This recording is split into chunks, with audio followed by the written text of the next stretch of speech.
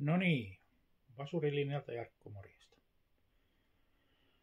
Tässä olisi nyt tämmönen pieni informatiivinen videopätkä tulevasta. Eli tänä vuonna olisi tarkoitus tehdä oikeasti nyt sitten vähän enemmän näitä videojuttuja.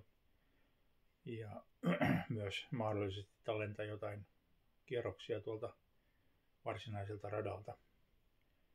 Mutta tällä erää nyt olen täällä mökillä, odottelen, kohta lähden tuosta työpäivälle ja sitten huomenna olisi tarkoitus aloittaa frisbeegolf-kauhisi tuolla Espoossa pojan kanssa.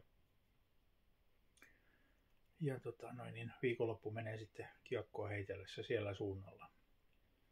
Mutta tosiaan ajatuksena nyt, että ainakin In the Back-video olisi tarkoitus tehdä tässä luultavasti vapun tienoilla tuossa, eli noin reilun viikon päästä. Eli kiekkoja, millä heitellään tällä hetkellä. Tai tämä kausi aiotaan heittää tämmöisellä idealla. Ja tosiaan muuten on kyllä tilanne muuttunut aika paljon sitten 3 vuoden takaa, milloin viimeksi olen aloittanut tätä videoiden tekoa.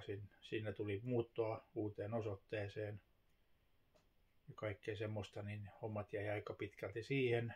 Ja nyt vielä sitten tuossa viime kesä meni sitten aika pitkälti työn touhussa uuden työpaikan suhteen, niin jäi aika pienelle tuo heittely viime vuonna, että nyt aloitellaan periaatteessa niin kuin kaikki taas alusta.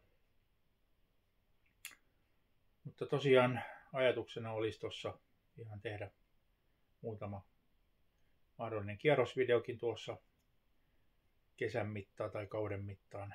Se toivottavasti riittää kautta tuonne ihan syksylle asti. Ja yritetään nyt ottaa korkojen kerran sitten takaisin niitä, mitä viime vuonna jäi välistä. Mutta tosiaan In the Backia on tarjolla nyt sitten ainakin todennäköisesti seuraavaksi. Ja ei kai tässä muuta. Mutta jatketaan näillä ja palataan seuraavan videon merkeissä.